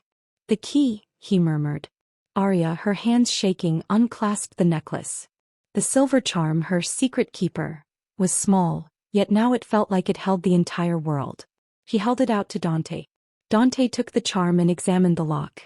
It wasn't a standard keyhole. It was a microscopic slot that perfectly matched the tapered end of the silver arrow. With immense care, he inserted the arrowhead into the slot and gave it a soft, gentle twist. A quiet click echoed loudly in the empty room. Dante lifted the lid. Both he and Arya leaned in, their faces illuminated by the pale light filtering through the dusty window. Inside, nestled beneath a folded piece of yellowed paper, were two items: a small high-capacity flash drive and a miniature video camera. Arya's eyes immediately went to the camera. It was the kind her mother used to film school plays and birthday parties. Dante, ever pragmatic, picked up the flash drive first. "The missing pages," he stated, his voice tight with anticipation. He passed it to Marcus, who was standing guard just outside, instructing him to get it to the Central Command Center for immediate decryption and analysis. Then Arya reached for the small video camera. Her hands cradled the device, her fingers brushing the worn plastic. It was a tangible piece of her mother, and the silence in the room suddenly felt unbearable. Dante sensed her profound need. He produced a portable media viewer from his utility belt, another reminder of the two worlds colliding, and carefully inserted the tiny memory card from the camera. He pressed play. The small screen flickered to life, showing the grainy, unstable image of Alora Fallon. She was sitting in the same room but 10 years younger, her face drawn, her eyes wide with a fear that Arya now understood completely. "Arya, if you are watching this, it means I didn't make it," Alora's voice began, thick with emotion but steady. "I had to leave you, my beautiful girl. I had to, or they would have found us both." Arya let out a silent sob, pressing her hand over her mouth. Her mother, the ghost she had been chasing for a decade, was right there, speaking to her. Alora looked straight into the camera and straight into Arya's soul. I didn't steal anything, my love. I found a massive theft, a betrayal that runs to the very top. They were stealing millions, and when I reported it, the people I trusted turned against me. She then pointed at the floorboards. The truth is in that box. The ledger pages are proof. But the real key is the name on the flash drive. It's the name of the man who organized the whole thing, the one who tried to frame me. He is a predator, darling, a snake inside a nest of trust. Alora's face crumpled, tears finally falling, but her voice remained strong. I ran so you could be safe, Arya. I hid the truth so you could have a future. Don't be sad. Be brave. Don't stop until you bring him down. Justice is the only path. The image froze on Alora's tear-streaked, resolute face. Arya collapsed against Dante, weeping for the decade of loss, but also for the profound, fierce courage of her mother. Alora Fallon hadn't abandoned her. She had fought a losing battle to give her daughter the ultimate weapon, the truth. Dante held Arya tightly, his own eyes grave and distant. He had seen the proof of his loyalty misplaced, his failure to protect the innocent. But the video had also provided the final, necessary catalyst for his own path to justice. A moment later, Marcus's voice crackled over the radio, urgent and precise. Mr. Caro, the flash drive is decrypted. The final pages are recovered. The name of the betrayer is confirmed. The ultimate architect of the embezzlement and the conspiracy to kill Elena Torres is. Dante didn't need to hear the name. He already knew it was someone close, someone he trusted absolutely. He released Arya, his expression now hard as granite, his focus razor-sharp. He had witnessed the pain of his failure and the profound love of a mother's sacrifice. We have the name, Dante said, his voice a low, terrifying promise. Arya, your mother's justice is finally at hand. We finish this now. Arya wiped her tears, her grief giving way to a cold, powerful resolve. Her mother's final message had erased all doubt. She had survived the terror, and now, armed with truth, she was ready to face the betrayer. She looked up at Dante not with fear but with an immense, shared purpose. Justice, fueled by a mother's love and a powerful man's need for redemption, was finally winning. The terror was over, and the dawn was breaking on a clear path to the truth. The immediate adrenaline of finding the box and discovering the video had given way to a heavy, suffocating silence in the abandoned apartment. Dante and Arya stood side by side, their energy focused entirely on the small screen in Dante's hand, where the image of Alora Fallon remained frozen, a resolute sentinel against time. Dante replayed the video, this time focusing on every detail, every nuanced shift in his former bookkeeper's voice. Arya watched with a fierce, quiet intensity, ready to absorb the full, devastating truth of her mother's final moments. Alora's image flickered back to life on the screen, her gaze piercing. The ledger pages I left on the flash drive. They show the money trail, Alora explained, her voice gaining a sharp, cold edge of anger. But the embezzlement was just the cover. It was how they laundered the funds for something much worse. They used the organization's blind trust and cash flow to finance a massive human trafficking operation. Arya gasped, her hand flying to her mouth, her eyes wide with fresh horror. This wasn't just corporate theft. This was pure, unadulterated evil. Her mother hadn't been fighting for dollars. She had been fighting for lives. Dante's posture stiffened instantly. Human trafficking. A line even he considered unforgivable. A crime that drew the kind of unwanted scrutiny and moral outrage that threatened all criminal operations. He had always maintained a strict, ruthless distance from that particular horror. The silver knives, they were the transport and logistics, Alora continued, her voice trembling slightly with disgust. And the man who controlled them, he was the one diverting the funds. The ledger exposes his entire network, names and dates. I had to get the book, Dante, I had to stop it. She paused, taking a ragged breath, the fear she'd been suppressing finally breaking through. I took the ledger pages from the man who was running the operation, the one who set up the embezzlement cover, but I only had time to copy the essential pages and hide the evidence. I didn't have time to escape the city before they realized what I'd done. They think I'm running with the money. But they are desperate because they know I have the proof of the trafficking.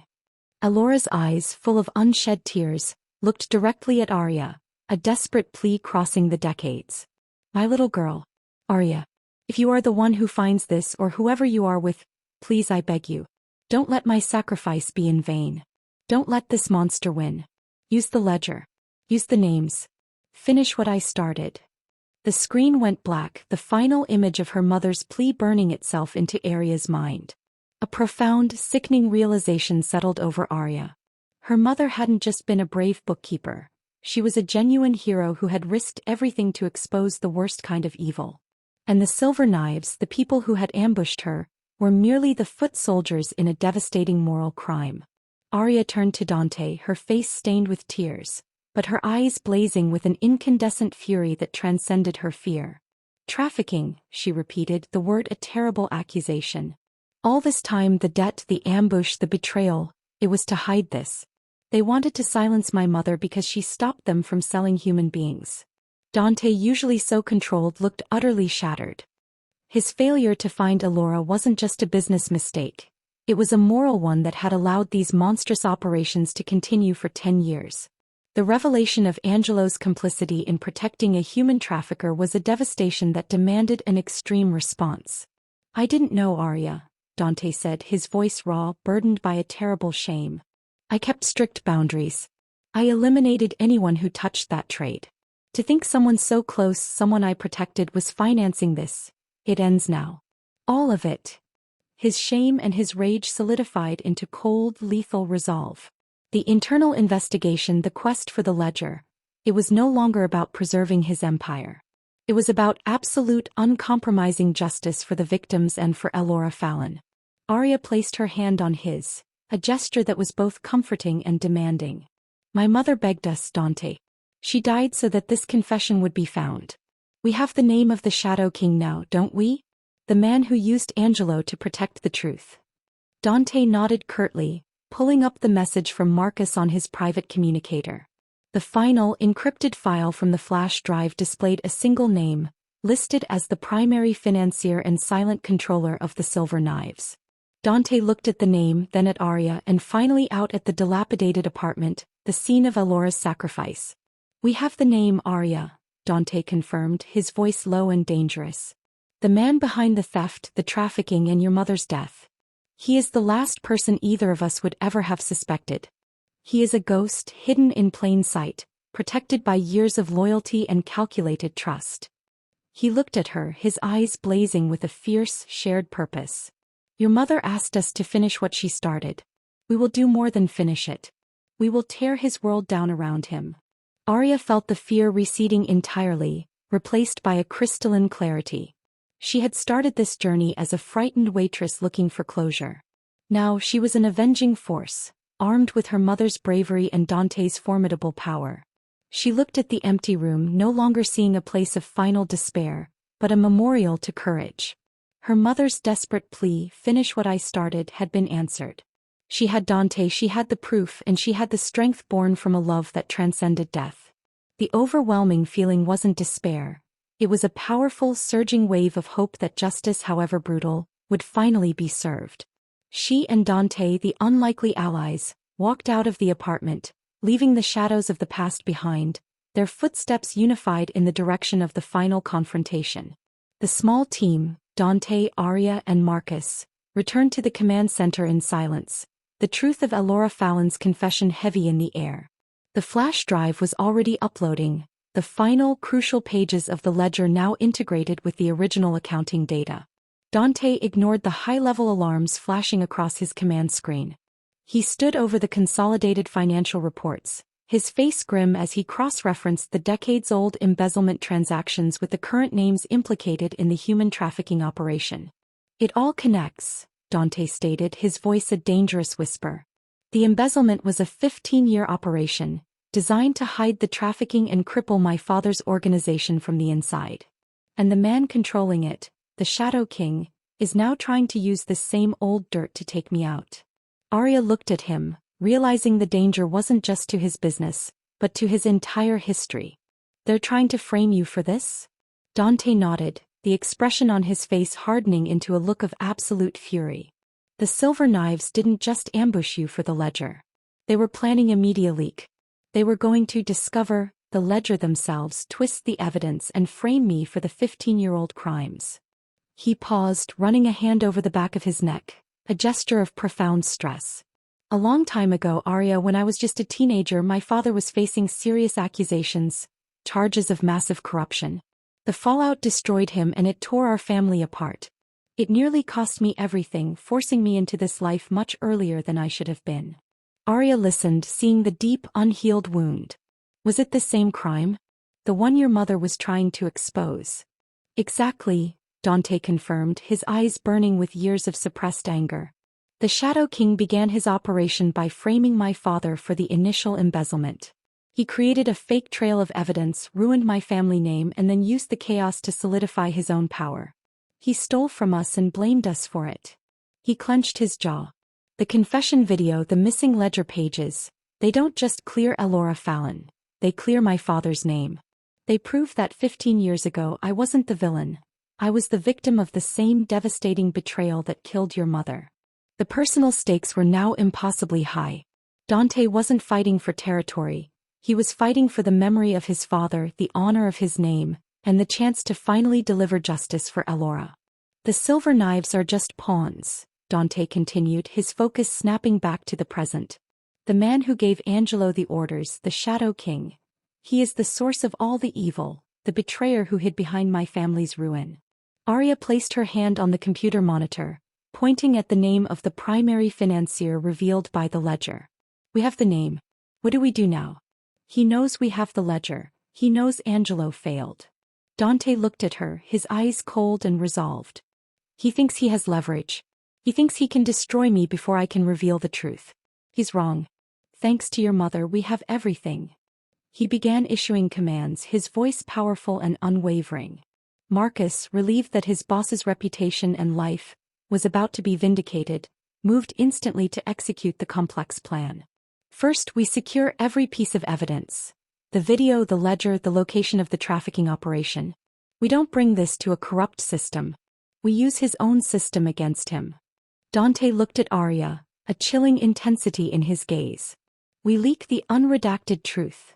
The trafficking, the embezzlement, and the name of the man who organized it all, directly to the international press and the untouchable anti-corruption units. The moment we expose the trafficking, the silver knives lose all their protection. They will turn on the Shadow King to save themselves, Arya realized. It will be his own organization that destroys him. Precisely, Dante confirmed. But we have to be faster.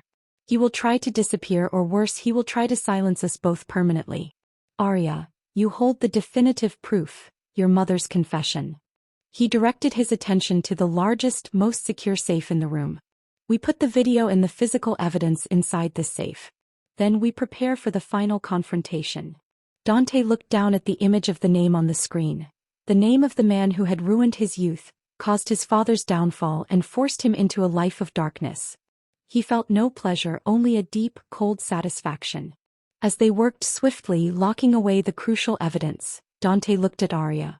Her presence, her unwavering belief in her mother's courage, had been the light he needed to finally confront his own past. You should have left, Arya, Dante said, his voice softer now. When you had the chance, you should have run far away. Arya looked back at him, a determined light in her eyes. My mother told me to finish what she started. I can't walk away now, not when the truth is right here. And you, Dante, you deserve to clear your family's name.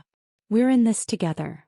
Dante felt a profound sense of gratitude, an emotion rare and unexpected in his cold world. He hadn't just saved Arya. She had saved him, giving him a purpose beyond mere survival. The preparations were complete. The evidence was secured. The plan to expose the Shadow King was set in motion. He looked at Arya, and despite the war that was about to ignite across the city, he felt an immense calm.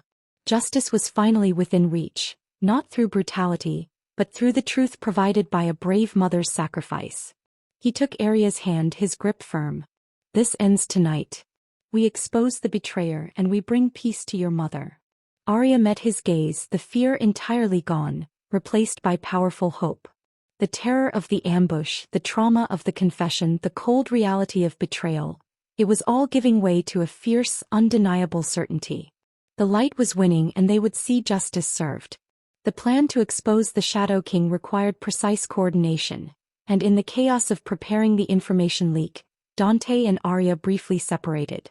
Arya needed to retrieve the small personal artifacts she had left in his secured apartment, her final link to a normal life, before the inevitable storm broke. Despite Dante's heavy security detail, the Shadow King was steps ahead.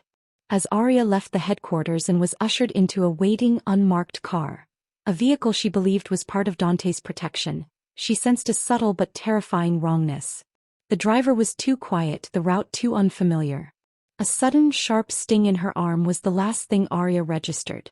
The world dissolved into a sickening blur of colors, and she slumped forward just as the car turned down a dark, abandoned industrial road. Arya woke up slowly, her head throbbing.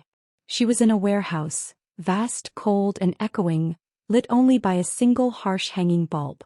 Her wrists were bound loosely but firmly to a metal chair. She was completely alone, save for the figure standing a few feet away, examining a long, slender knife with unsettling calm. It was Rico, the leader of the Silver Knives, the man Dante had captured and questioned earlier. He was no longer the desperate mercenary, he was poised, cold, and confident. "Welcome back to the game, Miss Fallon," Rico drawled, his voice carrying clearly in the cavernous space. "You and Mr. Caro have been very busy. But you made a mistake. You thought you could find the key without the lock finding you." Arya immediately focused on him, pushing down the surge of panic. "Dante knows you have me. You won't get away with this." Rico let out a harsh, dry laugh. "Dante is currently watching his kingdom burn, thanks to the information Angelo was feeding us. He thinks he's exposing the Shadow King. He doesn't realize he's just clearing the table for us to take over."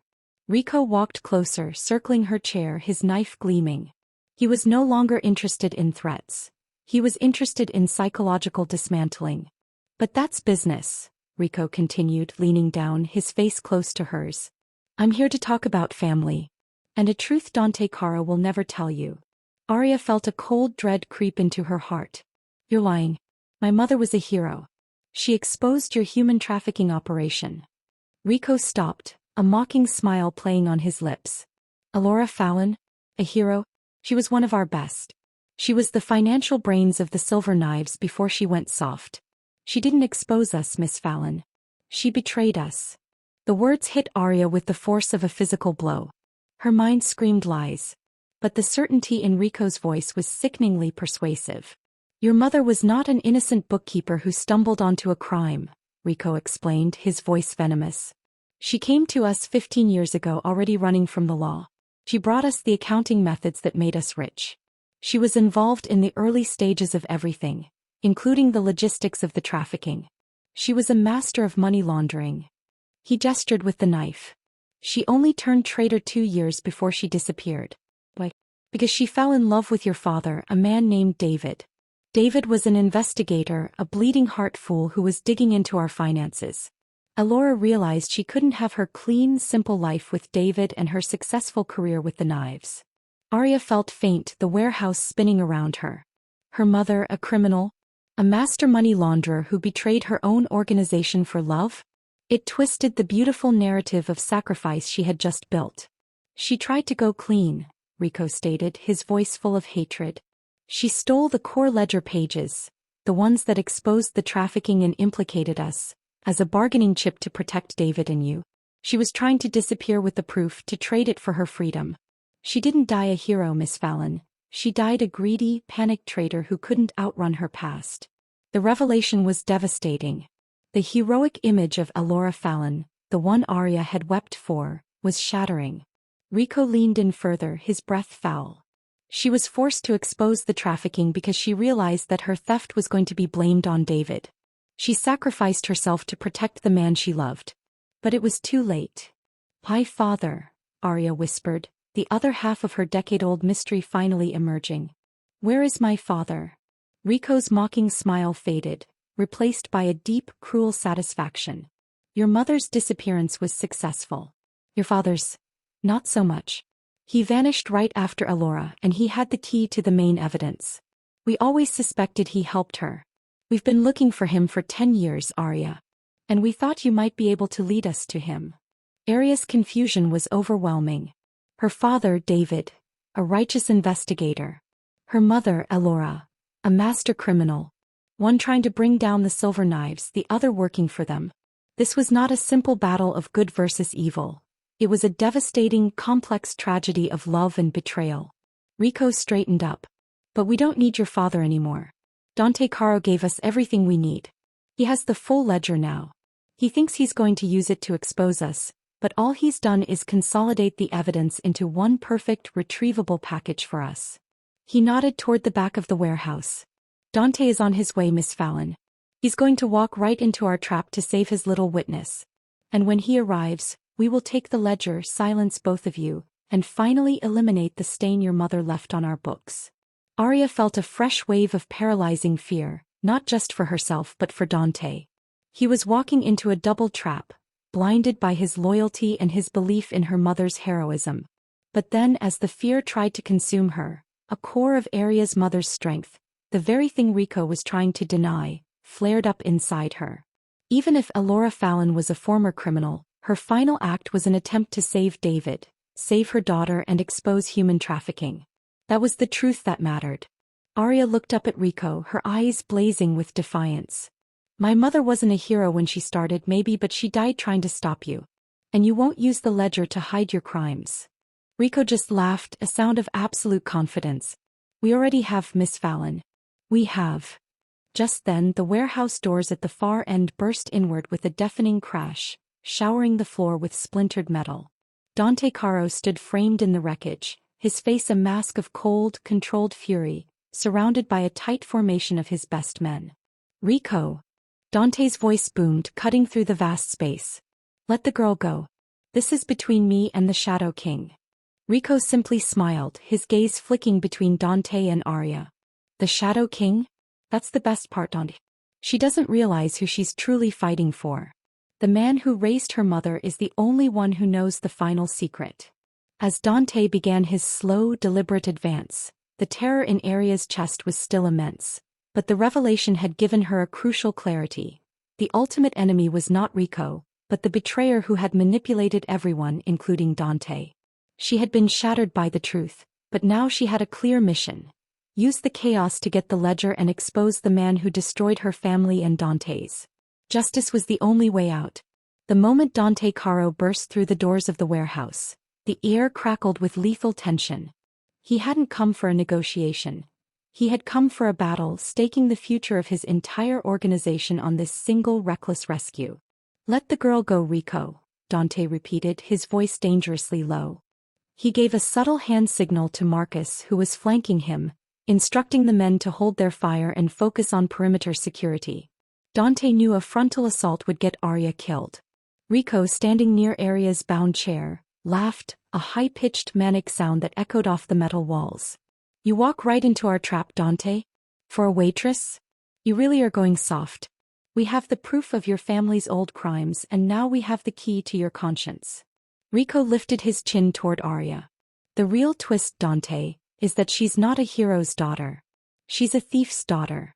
Her mother was a money launderer for us, a traitor who only ran when she fell in love with a civilian.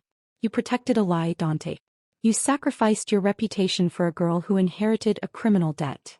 Dante didn't flinch. He walked slowly toward them, his focus absolute, his eyes never leaving Arya. He had already processed Rico's psychological attack. The truth about Elora's past, however devastating, only magnified her final heroic act of turning against the evil she had helped create. Elora Fallon may have started on your side, Rico, Dante stated, his voice resonating with cold authority. But she died exposing human trafficking. You're the one protecting a lie. And you're working for Angelo's master, the Shadow King, who framed my father 15 years ago. As Dante took another slow, deliberate step, Rico pressed the tip of his knife against Arya's neck, the cold metal a terrifying threat. Stop. One more step and she dies, and the ledger goes straight to the authorities with your name attached to the trafficking operation. The ledger is already gone, Rico, Dante countered, stopping abruptly. The evidence, including Elora's video confession, was leaked moments ago. By the time your name appears in the international news, mine will already be cleared. You lose. Rico stared at him, his face contorted in disbelief and panicked fury. He realized the trap had sprung on him. Dante hadn't walked into a rescue mission. He had walked into an execution, the execution of Rico's entire plan.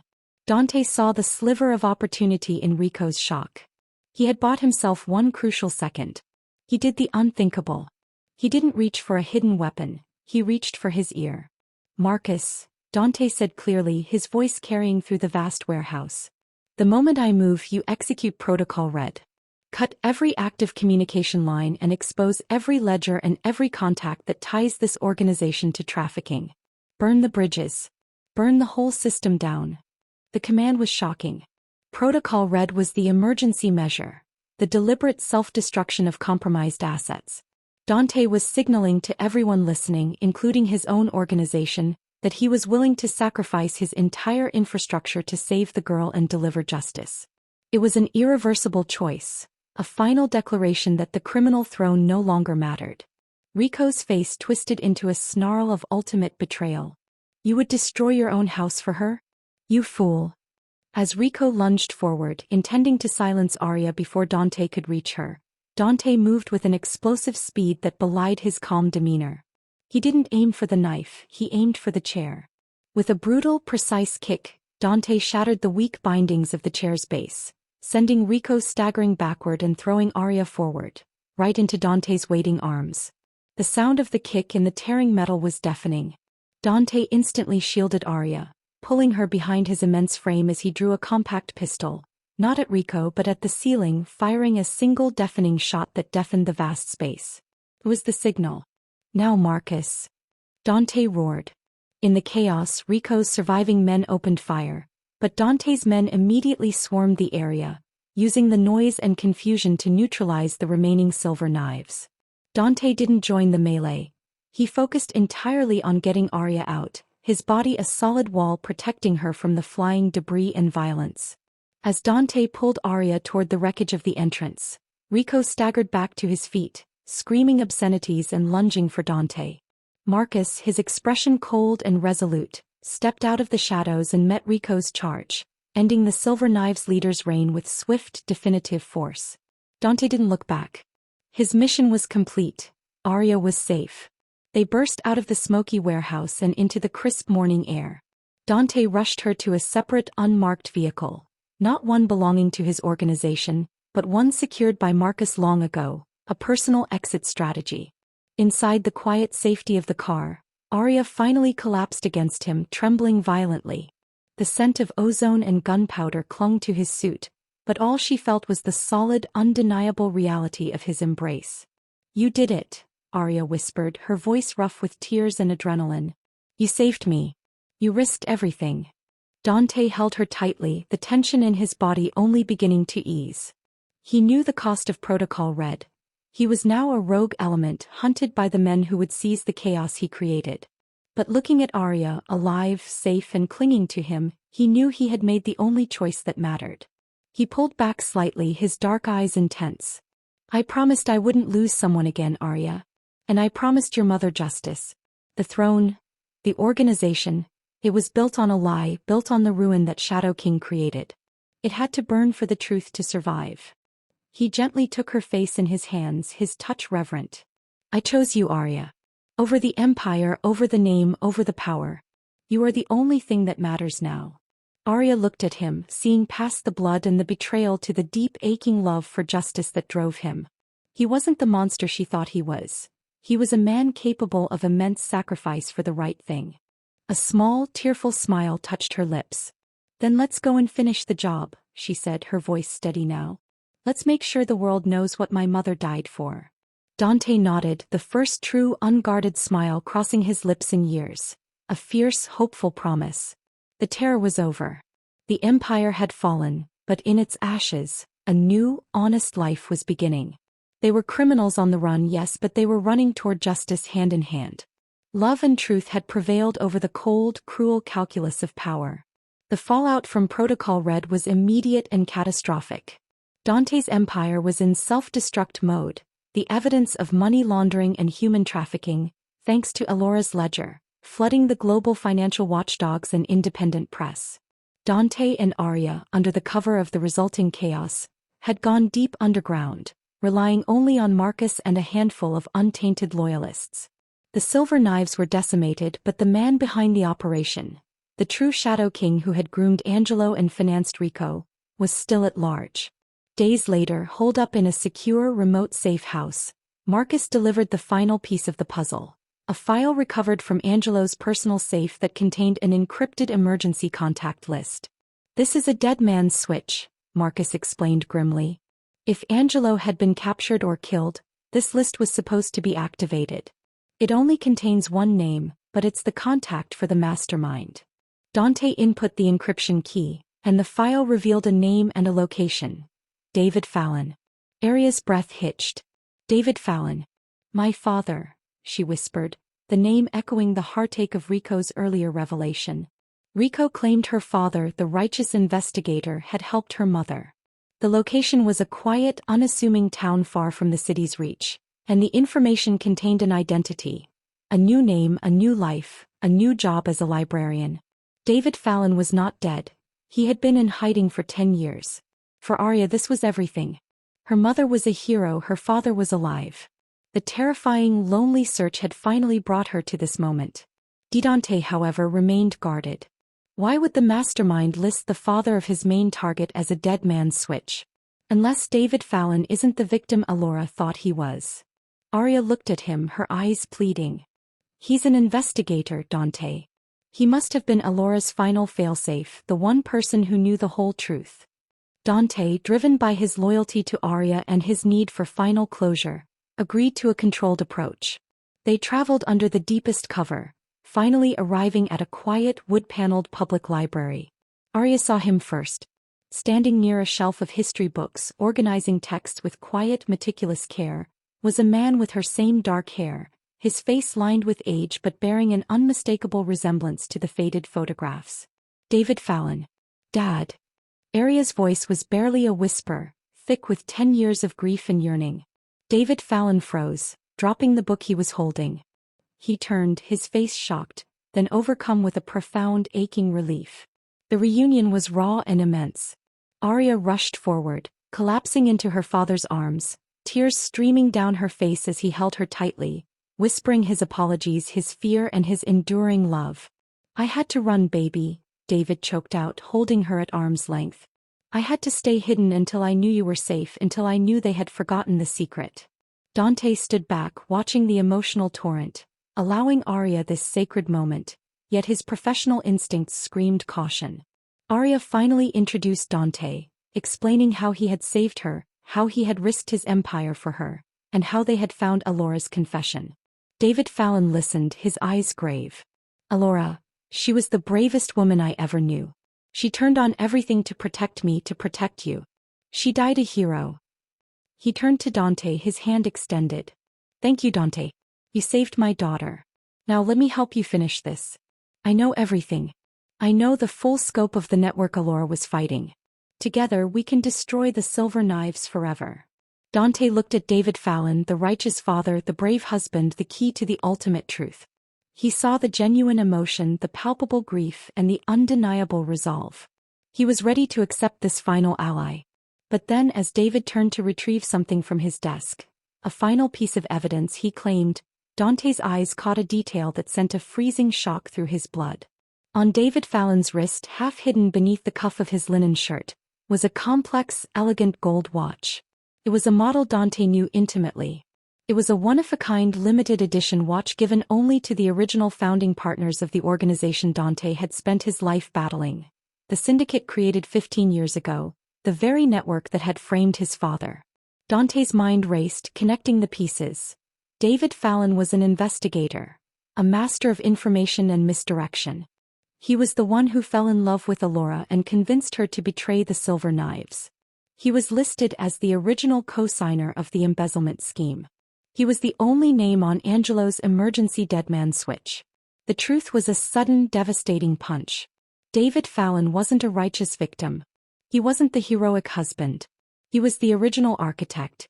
He created the network, used his wife, created the cover of the embezzlement, and had been hiding in plain sight for 10 years, waiting for the smoke to clear and the ledger to surface so he could consolidate his final victory. He was the true ultimate Shadow King. Aria's father had manipulated Alora into stealing the ledger from the silver knives, not to expose them, but to keep the ultimate evidence out of their hands while they absorbed the heat for the trafficking. He was the only one who had the full, complete knowledge of the entire network. Dante's hand instantly went to the concealed weapon under his jacket. The realization was both devastating and liberating. The person they were hunting wasn't a rival. It was Arya's father, the man who had just embraced her, the man who had created the entire monstrous system Dante had spent his life fighting. Arya, seeing the sudden, terrifying tension in Dante's posture, turned back. She saw the deadly accusation in Dante's eyes, and then she followed his gaze to the distinctive gold watch on her father's wrist. David Fallon's expression changed instantly. The mask of the loving, grieved father vanished, replaced by a cold, arrogant smirk of absolute control. He realized he had been exposed by a single, expensive timepiece. "You're too late, Dante," David Fallon stated, his voice now stripped of its emotional warmth, revealing the chilling calculation of a master criminal. "I created your war. I created your network. And now, I have my final insurance policy." He made a sudden lightning-fast move toward a hidden alarm button on his desk. Arya stared at her father, the decade of longing dissolving into absolute horror. The love she had just felt was poison. The true villain was the last person she ever expected. Dante moved with terrifying speed, slamming the desk over just as David hit the silent alarm. The immediate threat was gone, but the immense, heartbreaking final betrayal had been revealed. Dante looked at Arya, his eyes filled with immense pain for her loss, but also fierce resolve. He had saved her from the monsters, only to find the ultimate monster was her own father. Arya, tears now of pure, devastated betrayal, did not need to be told what to do. She reached for Dante's arm, her voice steady despite the raw grief. "He is the betrayer. Finish it, Dante. For my mother and for the truth." Dante nodded, his own heart heavy but resolute. The final phase of the war had begun. They had achieved justice for Elora, but they now faced the hardest truth of all. The path to the future required dismantling the source of all the pain, the man Arya had just called Dad. They stood together, heartbroken but unified, facing the ultimate villain, ready to deliver the final, brutal justice. We have come to the end of the story. Thank you for watching to the end. Share your opinion about this story in the comments below. I like getting feedback from my audience. Also, don't forget to like, subscribe and hit the notification bell so you won't miss any of our heartwarming stories.